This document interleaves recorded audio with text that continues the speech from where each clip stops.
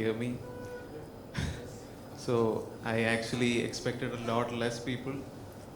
So this is actually a positive thing. All right, so today we're going to talk about a super interesting topic like staring into a blank wall. But I'll try my best to keep it as fun and entertaining as possible. So the topic you can read, enforcing security and compliance with Kubernetes policy engines. Yeah, there is Kubernetes involved, but we won't go deep into Kubernetes. So there's that.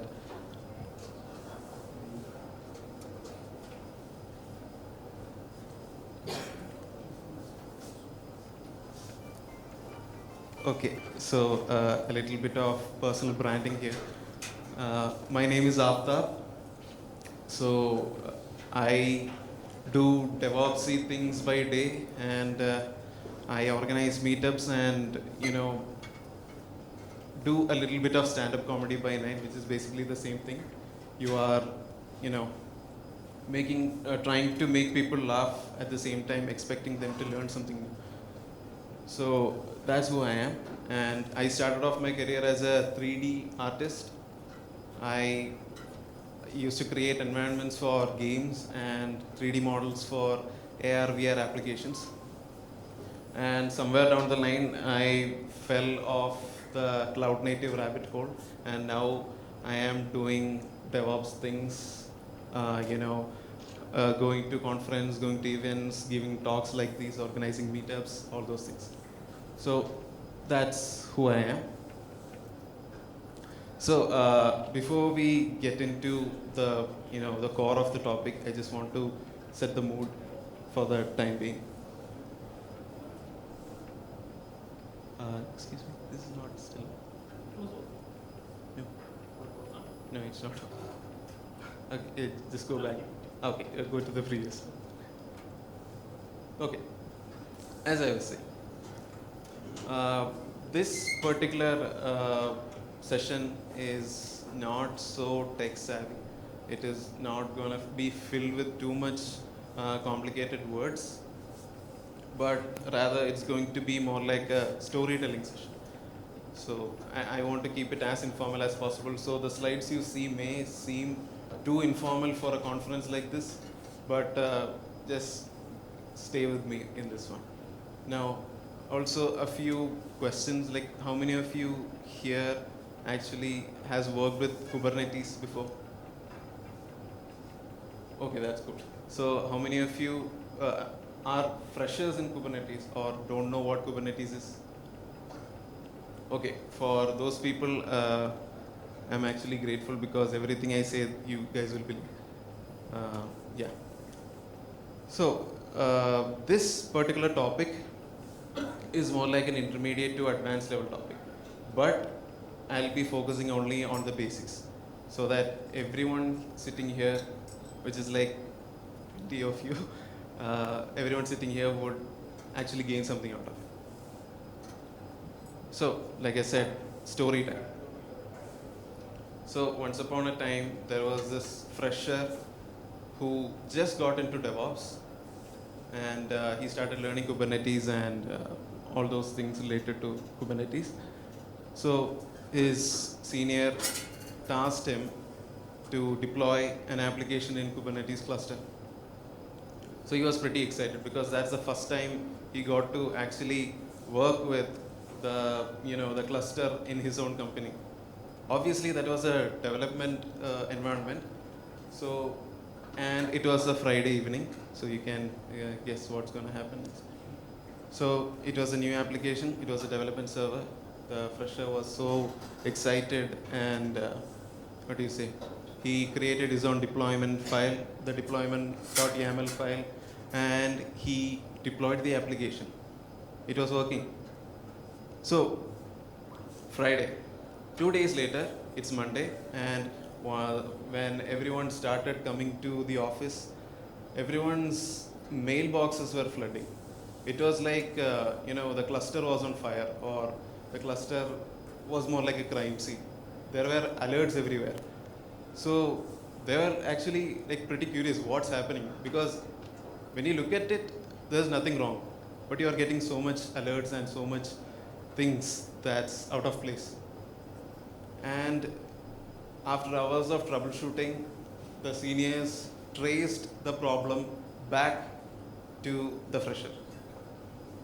What he did was he missed out some necessary annotations, labels, that were necessary for the observability point of view, and he also missed out a few resource limits labels. So this is actually pretty important, right? But even if those things weren't there, the application was deployed. So that means that created a huge problem. And the fun fact is that new fresher was me 2.5 years ago. Okay, so what happened is, okay, so this was the problem. So with this problem, me and my seniors, what we did was, we thought about, if you had something like, I hope every one of you have written a hello world program. If you missed out a semicolon, or if you missed out a curly braces, when you run the program, you will get an error, right? You will get an error, or either you will get a warning. So what if we had such a technology where even though everything you do is right, but if you miss out certain things like the resource limits or the tags or annotations, you will get a warning, or you may get an error such that it won't allow you to proceed to the next deployment stage. That was a good thing, right? So you don't need to, keep up with the whole troubleshooting scene. So that's where policy engines comes in. So we'll talk more about policy engines, but first we need to discuss a few keywords. To be more precise, 3 keywords. That is security, compliance, and policy. So usually security and compliance are, even though they go hand in hand, people often confuse them with the two. So security is basically having, in the first talk in the morning, I actually heard him say, but I'm just going to repeat it. So security is basically, it's more like a state of being secure, or something, nothing wrong is happening there, or something is keeping you from doing wrong things. Or in other words, it's more like keeping you from burning your house down. On the other hand, compliance means following a certain rule book. You have a certain rules and you just need to follow them. That's what compliance is all about. If you want me to talk to you about, compliance in the burning the house down analogy, it's more like compliance is basically, it says don't play with matchsticks inside the house. That's what compliance is. Now, policies are basically a set of rules, that's just a set of rules that keeps you from doing some things. So policy and compliance also again goes hand in hand. It's also kind of similar. This is actually more like a documentation point of view. So that's how it gets 2 names. Now, policies are, it acts like a friend who, who restricts you from sending text to your ex-girlfriend in 3 a.m. in the morning, or something like that. So that's what policies are. Now, as I mentioned, now goes to the policy engines part. Now the policy engines is basically you automating all this. So you have a set of policies, you have a set of rules that your organization or your cluster need to be compliant about. All those things will be automated. So this is more like a friend who keeps in mind what are the don'ts and what are the do's. The do's and don'ts. So if you want me to explain the definition of it, it is basically more like a framework or tool that enables the automation of policy management. Or in other words, something that I like to put it is, it is something that understands a policy. For example, you write what do you say? You write a code, you write a group of code, and you apply it to a Kubernetes cluster. And that cluster should understand that what you written is a policy. So that is also something Kubernetes policy engines help in. So there's that. Now, when you have a policy engine attached to your cluster, automatically all these three things will go smoothly. For example, you're automatically enforcing best practices, or you're, what do you say, you're restricted from doing wrong things, all those things. Now, the way I like to put it is a different point of view. See, as I mentioned before about the story I told you, when I was a fresher, I did not know like this missing annotations or missing labels would cause problems, right? So if you want to try out Kubernetes or try out a cluster, and you don't need to be afraid of making mistakes if you have a policy engine attached to it. So that's one thing. You can happily play with your cluster, and you don't need to be afraid of making mistakes or breaking someone else's work. So that's what, what's the importance of Kubernetes policy engines. Okay, now the key functionalities, like I mentioned, there are mostly three: validation, mutation, and compliance enforcement. So this talk is starting to get like more like a, I'm not sure, it's like an FBI talk or something like that, because there's a lot of compliance involved. Anyways, so first thing is validation. So whatever you do in your cluster is being validated across the policy. And if that policy is approved, if that whole thing approves whatever you're doing, that process is, proceeded. For example, just like in my story, if I deployed the application without the annotations and stuff, there'll be an error throwing here. If I fix the error, you can proceed with the deployment. That's what basically validation does. And there's this thing called mutation. So how many of you know about namespaces in Kubernetes? Okay, so namespaces, for those who don't know, it's more like you're just creating an isolated environment for different applications or different processes. The way I like to put it is, you can just organize different applications in different folders similarly. So there is a best practice to not deploy your applications or workloads into the default namespace. Okay, so that's actually not a good practice. You should not deploy anything in the default namespace. Even though I do, you shouldn't. So if you try to deploy into the default namespace, you can configure your policy engine such that it should stop the deployment and create a temporary namespace and deploy it into it. So that means you are actually mutating it. You're actually changing the infrastructure behind it. So that's what mutation does. It's also a functionality of policy engine. Now next is compliance enforcement. When these two come in play, automatically the third one happens, because everything you do is being constantly monitored by the policy engine. So everything you do will be compliant at the end of the day. Now, there are a lot of key players out there in the policy engine RAM.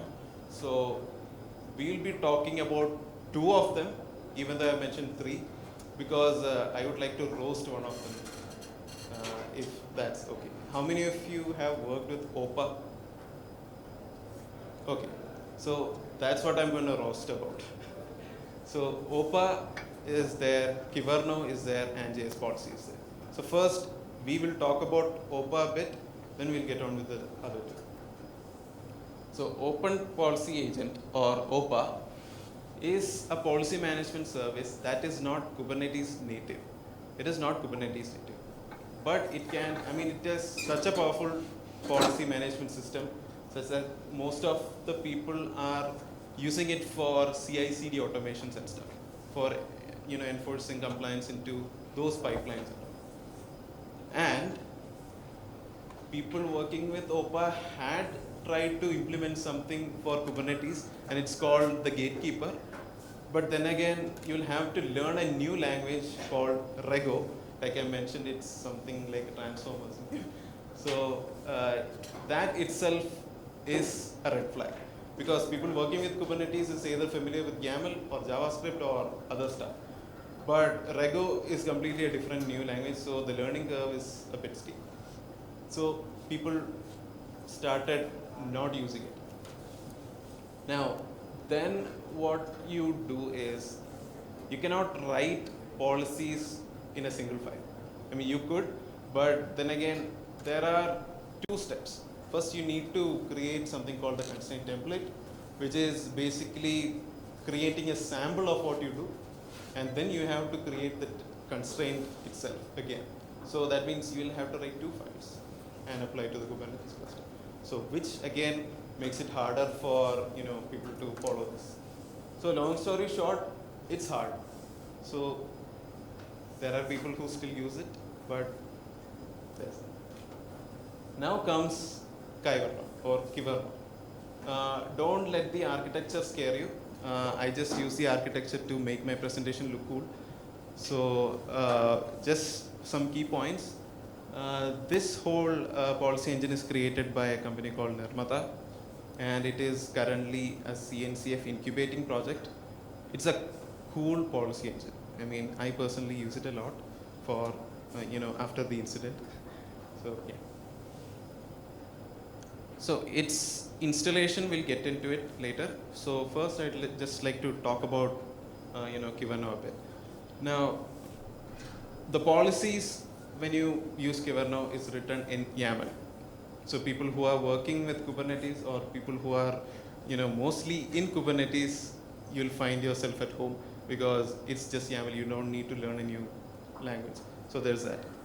Then it has, the integration with, Kubernetes is so cool. Like, it is seamless. So especially when it comes to Kubernetes admission controllers and stuff. Now, it is easy, like I mentioned before, and you have predefined policies. That means you can go to the Kyverno's website and you can have there is currently at the point, at the time of me making this, there were I don't know, 300 policies pre-written. So you can just select one of them and use it to your purpose. And again, you can write your own policies as well. So there's that. Now, the installation is simple. For people who know Helm charts, it is more like a package manager for Kubernetes, like npm or pip install or something like that. So there is Helm. You can install it through Helm with these 3 commands. So yeah. So a little bit of a demo, but I'm not gonna show you live, because me showing live demos does not end well. So here is a few screenshots of what I did in my development server. So initially, this is the setup. When you run an Nginx deployment in the default namespace, the deployment proceeds. So this is what happens. So you run a kubectl create command, and the deployment happens in the default namespace. Okay. So just to clean things up, you are just deleting the deployment. So at the moment in my environment, there is nothing related to Kubernetes here. So now you are going to apply a Kyverno policy that says, whenever you create a resource in the default namespace, you shouldn't allow it. Okay. So this is what the policy looks like. It's a YAML file. I took it directly from the Nirmata's website. But the thing is, it was fairly long, so I had to cut short a bit. I removed a few annotations and labels. So there is that for the policy. So this is a policy, and you can apply the policy like any other YAML files in Kubernetes. So you run the kubectl apply command with the name, the name of the file, and you can apply the policy. So you can see the cluster policy has been created. Now, just to check the policies attached in your cluster, you can run the kubectl get cluster policies command. So this is what you'll get when it's run. So you can see it's set to enforce. The validation parameter is set to enforce. You can change it to something like check, because enforce means you wouldn't, you cannot proceed to the next step of the deployment. But if it is more like a check or a warning sort of thing, you can proceed with the deployment, but they'll shoot a warning. So this is strictly don't do it.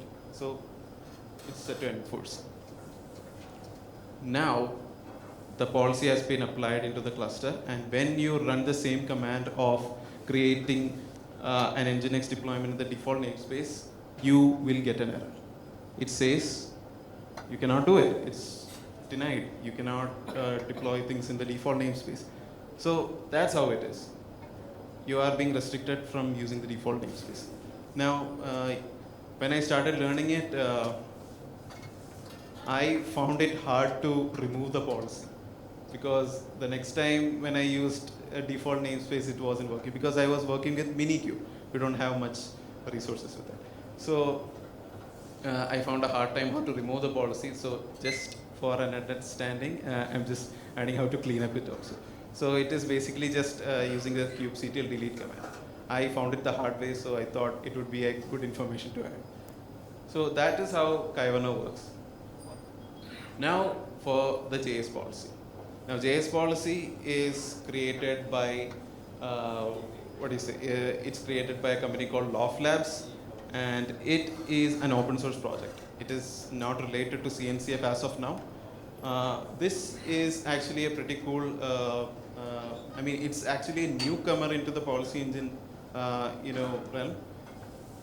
Now, something I'd like to point out is the V8 JavaScript sandbox engine.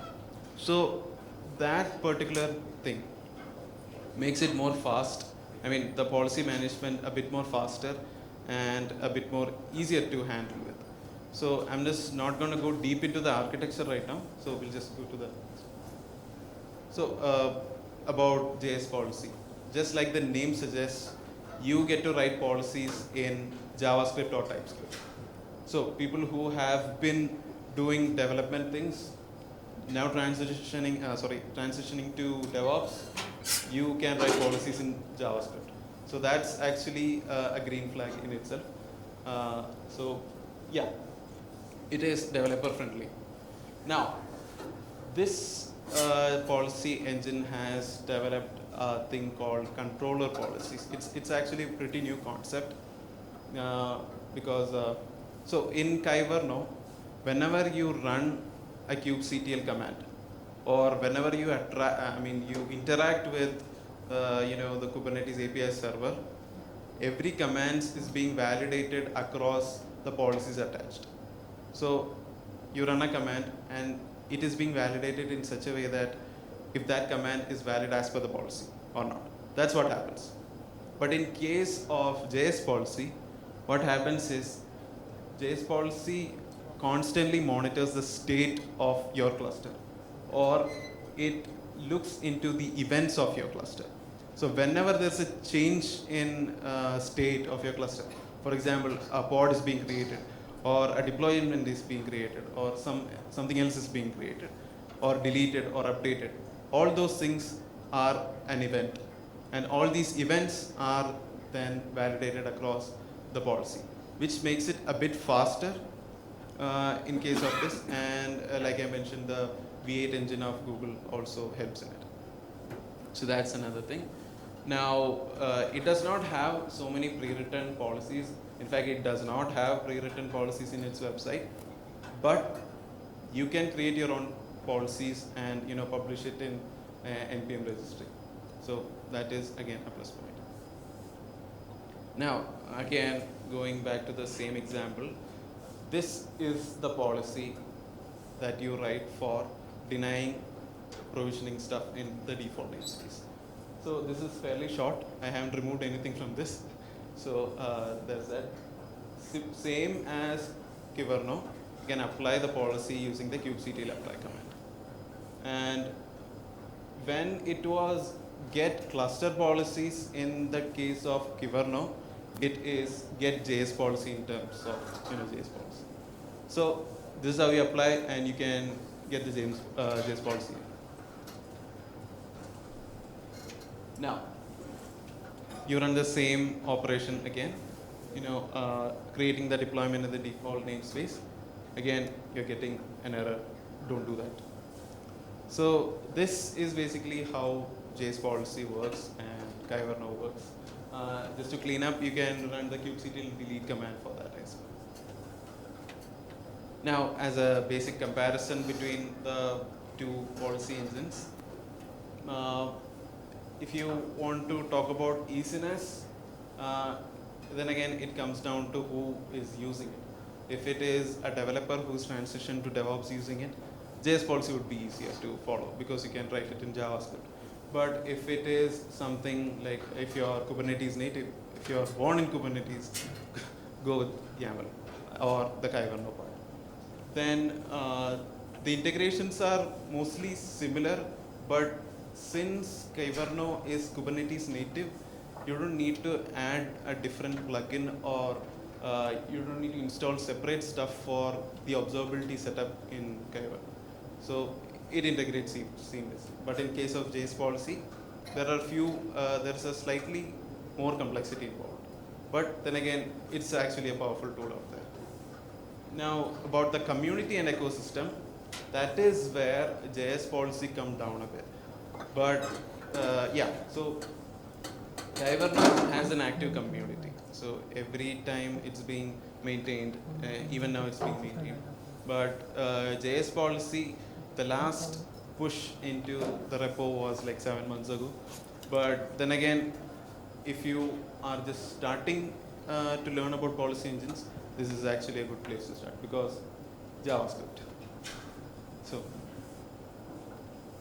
now, all these things comes down to the fact like should you actually use it? Or if you're using it, what are the factors that you should consider? So one of them is actually being the needs of your company or your team. So if you actually don't need such a thing, it's okay to not use it. But if you're hiring freshers like me, it is better to have this or all sorts of things inside. Because like I mentioned before, having a Kubernetes policy engine implemented in your cluster makes it super easy for people who are starting to learn Kubernetes, because again, you don't need to be afraid of making mistakes. Then comes the team expertise. If the team is more inclined towards JavaScript or TypeScript, you can take jsPolicy. If it is totally DevOps, you can go with Kyverno. And yes, I forgot to mention, Kyverno has a UI implementation for the policy management. That is actually a bit paid, not a bit paid. It's actually paid. You can ask for a free demo from Nirmada's website, so you can go try it out. Now the integration requirements and we have gone through. Now, in conclusion, I hope I have convinced you of how important policy engines are, or the factors to consider. Yeah, so my final thought is, again, you could use policy engines. I mean, it is more like a want-based and not a need-based. It could become a need-based if you are working for a larger enterprise. So learn from your mistakes. That's what I would like to mention in this. So yeah, that's all. Thank you. I hope you learned something new from this. I know this was a short talk, and yet I don't know, it was a very informal session. So that's all. Thank you.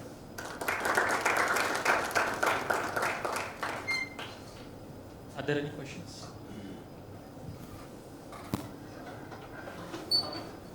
I have a question. What are the specific advantages that these policy engines offer compared to the native validating and mission policies that you have with Kubernetes? Okay, so Kubernetes does not have a native policy. I mean, as of Kubernetes 1.30, it does. Okay, so I haven't looked into that. So yeah, maybe that could be true. But when it comes to, it all comes down to the part where you actually, for example, from my point of view, there was this time when you need to monitor your policies as well, because for a client that I work for, they wanted something like, a dashboard which had everything about the policies, like how many policies are being violated or how many policies are being enforced right now. All those things are more, it would come again in the next version of Kubernetes or so, but right now it is more better if you use a separate policy. Okay, so you mean it's more mature? Yeah, it is more mature. I'm not saying it is less mature, it could be more mature again, Kubernetes natively, but yeah.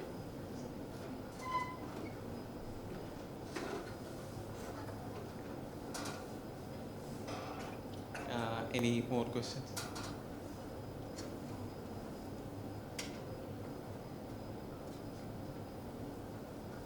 Okay, so if there are no more questions, and if you would like to ask questions outside, you can maybe connect with me, or you can ask me outside. So thank you for listening. It was a great opportunity for me to talk in DevConf. So thanks.